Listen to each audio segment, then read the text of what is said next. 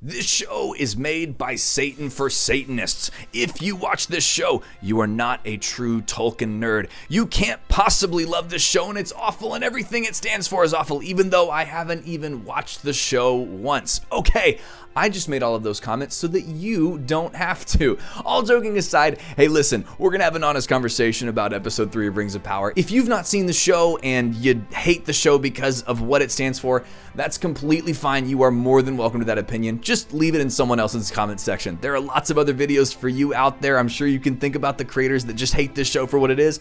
Completely fine. Just let us have a good discussion in the comments without you trolling through it as well. If you loved the episode, please let me know. If you hated the episode, let me know. But let's jump into this video because I really want to talk about Rings of Power episode 3. My name's Bright Life. This is my fancy shirt, and I am a Tolkien nerd that wants to talk to you guys about Rings of Power. Let's jump into it.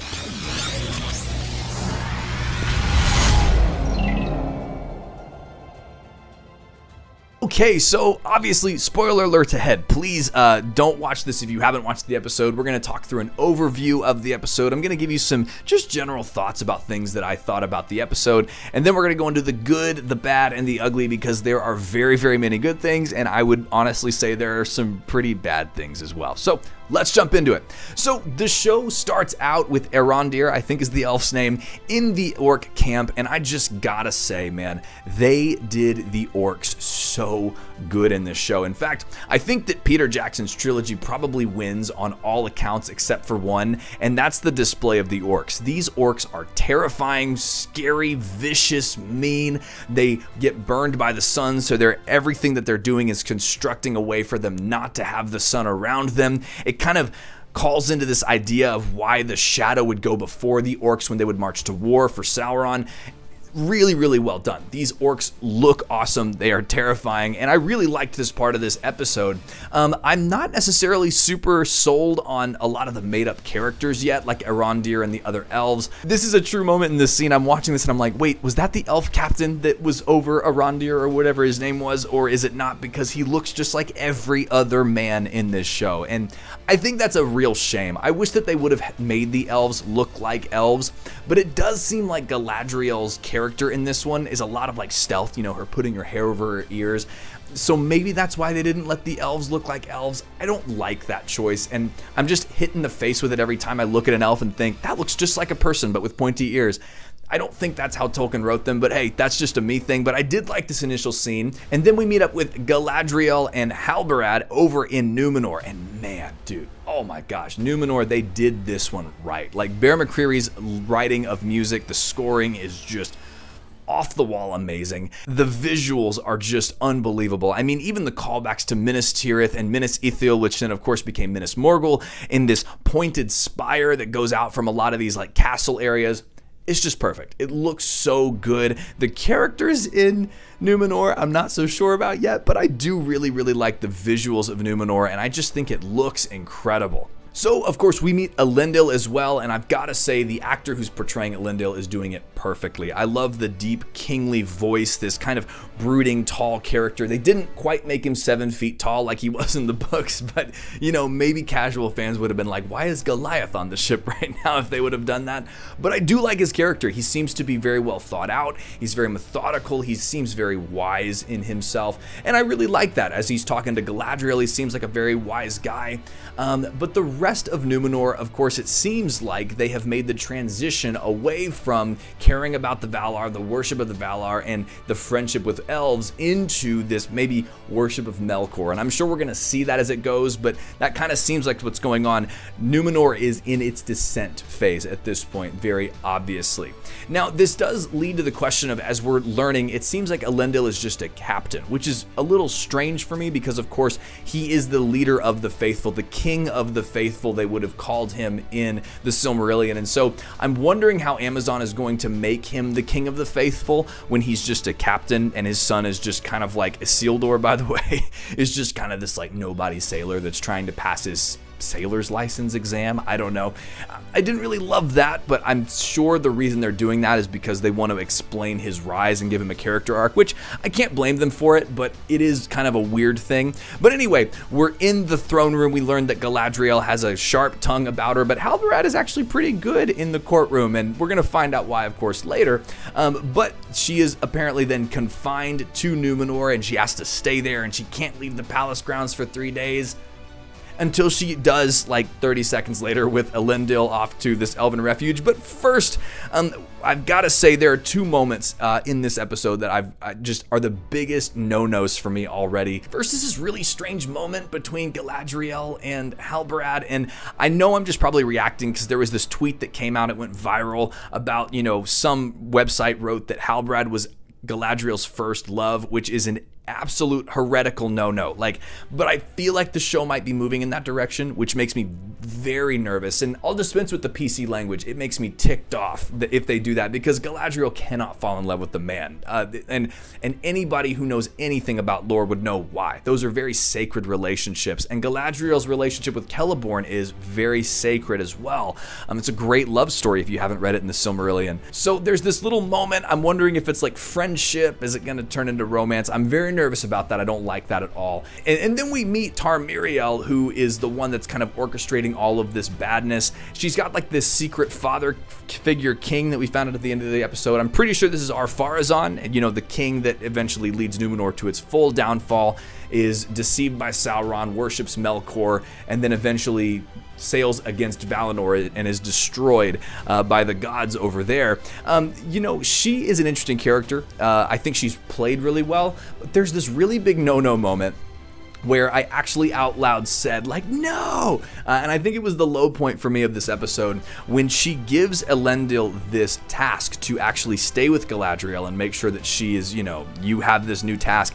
And she pulls out the sword that those of us that have been following a lot of the marketing know is Narsil, which was, of course, Aragorn's sword back here before it was reforged, the shards of Narsil that cuts the ring from Sauron's hand. This is this show's version of Narsil, and I hated this moment. As a lore guy, this was the worst way you could have introduced one of the most legendary First Age weapons ever. Of course, lore nerds will know that Telkar of Nogrod was the one that actually forged the sword, and so for Tarmiriel just to give it to him is kind of like a slap in the face assignment.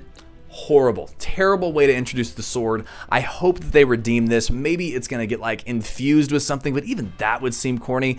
This was a huge lore no-no. It's one of the first ones that I've genuinely been absolutely not. Along with the Harfoots and along with the man-elf romance, just 100% no, not okay with it. Maybe they're gonna try to explain this away and say that this is not Narsil at some point, but I think every fan that loves Lord of the Rings should look at this and go, terrible, awful, absolutely awful. Terrible presentation of Narsil. This is one of the most legendary weapons. I'm not happy about this one, but hey, what can you do? It's Amazon, right? There is this really funny moment where when the king, or I guess the Pharazôn is the counselor's name to Tarmiriel in this version, I don't know. But apparently, the man and the elf come in together, and what's really funny is he goes, a man and an elf together, how strange. And I'm kind of the meta joke of how mad the fans are about the man-elf romance before the show comes out. And in the show, he's like, a man and an elf together, how strange. Really funny. But we find out that Elendil is, trying to follow Galadriel, make sure she's trying to get off the island to go back to Middle-earth to, find Sauron and fight him, super warrior princess style. And he finds her, and then he starts lecturing her, which again, not something that I love because, of course, Galadriel would have been thousands of years old. Elendil is, extremely young compared to her, but still, they ride off into the sunset, and they have this really weird cinematography moment. I don't understand why, where they're riding on horses, and then all of a sudden it goes slow-mo, and she's all happy, and they're on she's on a white horse on the beach, and he's this older guy, and I'm like, is this a Viagra commercial? This might be a Viagra commercial, slow-mo horseback riding on the beach. I was like, this is definitely a Viagra commercial. I think all the other cinematography was great, but that was really strange. But anyway, they go to this place where a lot of elf lore is held. We find out that the symbol of Sauron is actually the symbol of the Southlands, which of course is then Mordor one day. We find out in these scenes as well that Elendil has a son, Isildur, and then a daughter. Not another son, not Anarion, who of course is another fantastic fantastic character throughout the second and third age, just like Isildur. It was Isildur's brother. Has a sister. He has a sister named, and I have to read this, Aarion? Okay. Cool. I don't know why. The fact that I have to read about who Isildur's sister is when very easily they could have just said his brother is Anarion. Okay. And I'm going to talk about this in the, goods, bads, and the uglies section here in just a moment. But the made-up characters, I just don't understand a little bit. I'm having a hard time wrapping my head around them. But let's talk about that in a minute. He's got a sister. She got accepted to some builder's school. Cool. Halbarad gets beat up and thrown in jail by a bunch of Númenóreans because he tries to steal their guild crest. Not very smart, but after buying them drinks, so he's out money and he has a broken nose, And then we transition over to the Harfoots, where they're talking about this migration that they're about to go on. And guys, I'm trying not to like the Harfoots. I'm really trying. I'm a guy that these scenes with the Harfoots are so sensitive and sweet, and where most of the made-up characters, I don't really think they earn the emotional credibility that they're trying to get from us, in my opinion. There's something about the Harfoots, I don't know if it's the music, the setting, the costumes, the writing, or just all of it together, where I'm just like, dang, I kind of like these people. And I don't want to, because hobbits should not be important in this show at all, because otherwise the surprise of them being the heroes of the Third Age is completely ruined. But it's a touching scene. There are these touching moments where there's lots of love and there's lots of character development, and I honestly feel like it was some of the best writing of the show so far. These Harfoot scenes in episode 3. Of course, Meteor Man gets discovered. Then they're going to send Nori and her family with her dad with the broken foot to the back of the caravan, and these Harfoots are pretty brutal.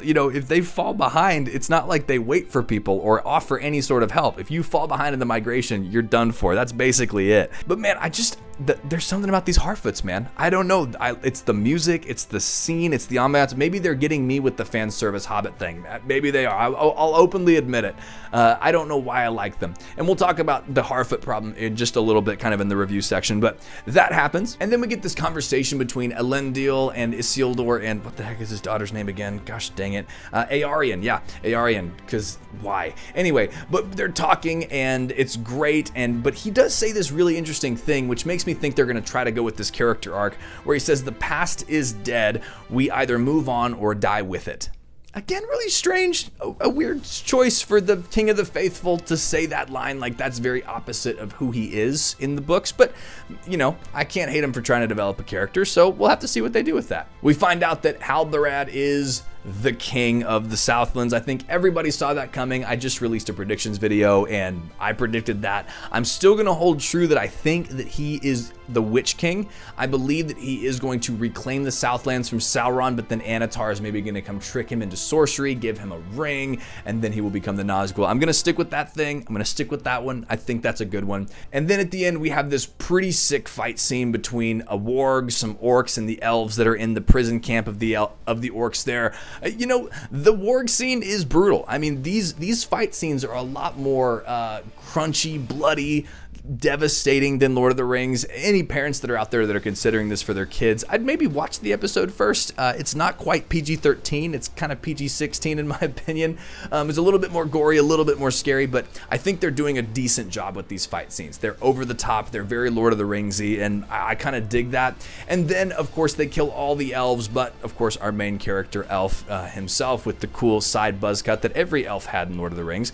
And they say we're going to bring him before the master, and they start chanting Anatar. Some of them are chanting Sauron, and the episode ends with a blurred face of this fair-formed Sauron, and perfect cliffhanger.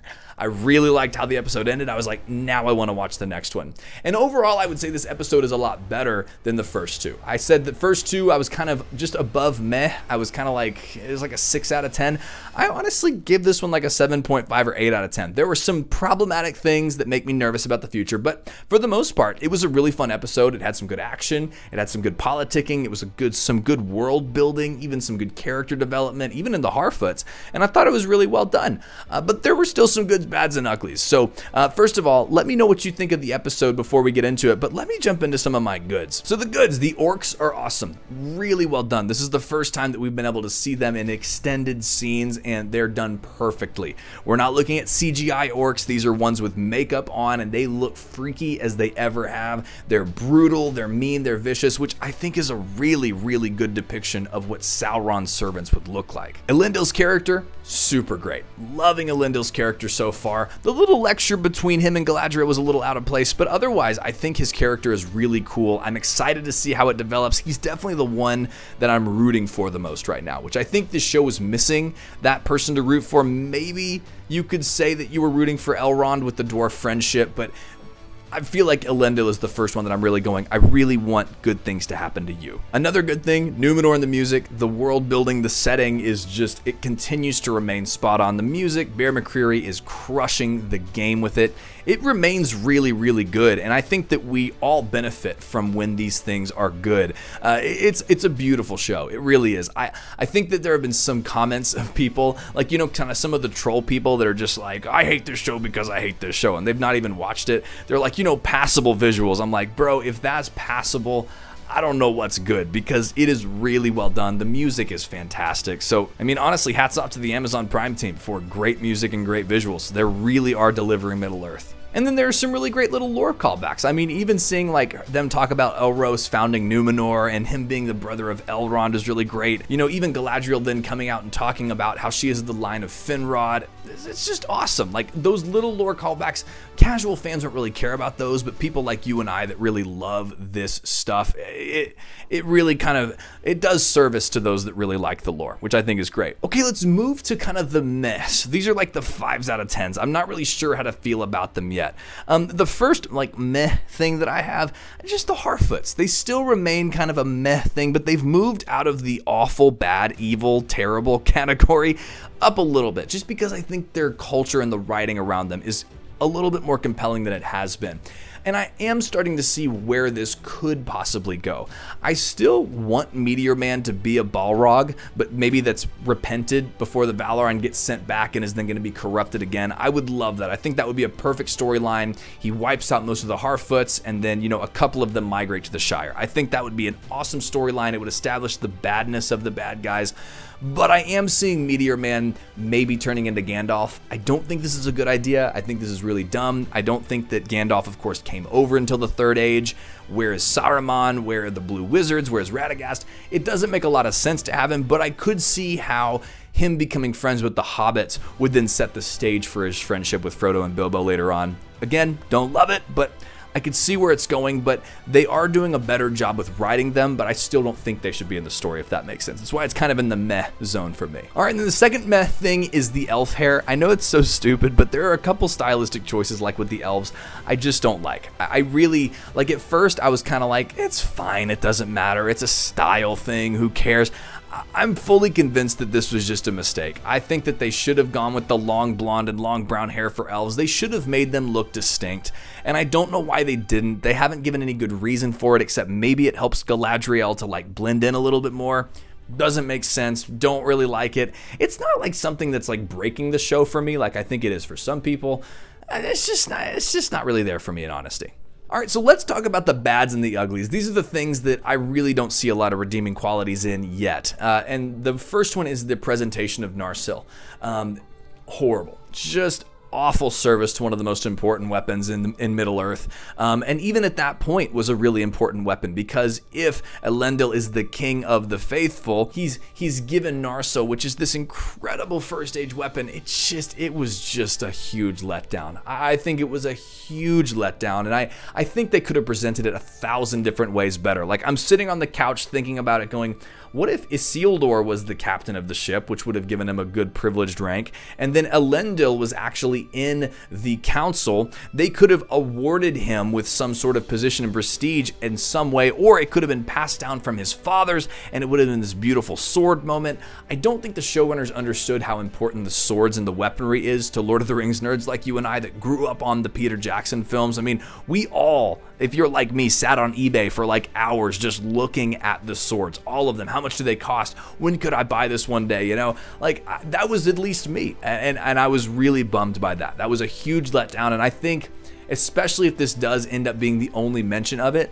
I will say it's probably one of the low points of the show for me so far. All right, and then the second bad is one that's still terrible to me, and the reason I'm calling it a real bad, like bottom of the barrel bad, is because I don't see how they're gonna fix it, and it's the tension between made-up characters and the established characters.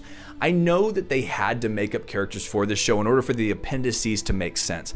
But the problem is that I don't have any emotional connection to those characters. So when, Arondir's friend dies in the beginning and in the end of the episode, and he's like being attacked by the warg, I'm kind of just going, this is cool action, but I don't care at all. Like, I really don't. It's very sad. The only made up characters that I care about are the Harfoots, and I don't want to care about them. Even Elendil's daughter, I'm just kind of like, it just doesn't really make sense to me.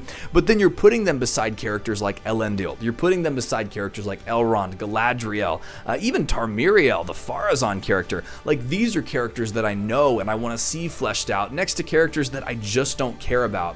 And I don't know if this is necessarily the fault of the showrunners and the people that wrote the show, but it just isn't clicking for me yet. Like, I'm not connecting to those characters, and I don't know if I ever will, just because of how legendary the characters are over here. I don't know how they're going to do that. I don't think it's going to ever be a good thing, which makes me feel like the whole show is probably going to be a little disjointed for me, but I'm going to try to give it as much grace as I can, because of course they couldn't control that as much as they wanted to, and but I still do think it's a bad part of it. So overall, what did I think? Episode 3 was good. I really thought it was better than the first 2 episodes. I would give it, like I said, a 7 or 8 out of 10, as opposed to kind of my initial meh. I thought it was really decent. I thought there were a lot of good lore callbacks. There were a couple things that I really didn't like the presentation of Narsil. Some of these new original characters don't make sense to me, like Isildur's sister instead of Anarion, but hey, I still thought it was good. I think the classic casual fan is going to really like it. I think that lore fans have a lot to really point to, but again, I'm really excited to see what comes next week, because I'm excited to see Sauron. But hey, that's just been my opinion, one Tolkien nerd's opinion to a bunch of other Tolkien nerds, and so I want to hear your take. What do you think below? Now, let's remember to be respectful to one another. People are going to have different opinions. That's completely okay. You can disagree respectfully, but let's keep them respectful below. But please let me know what you think. Where do you think I'm right? Where do you think I'm wrong? What part did you love? What part did you hate? I read all of those comments. It always brings joy to my heart to see those pop through, so please leave a comment below. Let me know what you think. But hey, if you liked this video, please honestly hit that like button. It really does help show it to other people on the platform. It helps build the channel, and it's completely free and easy for you to do. If you loved it, hit that subscribe button for more, because we're going to be covering Rings of Power as we go forward. But as always, friends, the 2 things that I say at the end of every single one of my videos are the 2 most important things in the whole thing. You are more loved than you know, and you are so much more valuable than you realize. I hope that you have an incredible day, and I will see you in the next one. Hey, thank you so much for watching. I hope that you enjoyed it. I want to let you know a couple ways to connect with me. First of all, we got an awesome Discord in the description. We've got a Patreon if you'd like to give to the channel and help support more video creation. And I am live on Twitch quite often over at twitch.tv/brightlifecommunity. Would love to see you there. Always love interacting on those live video streams. But I hope you have an incredible day, my loved and valued friend. Have an awesome one.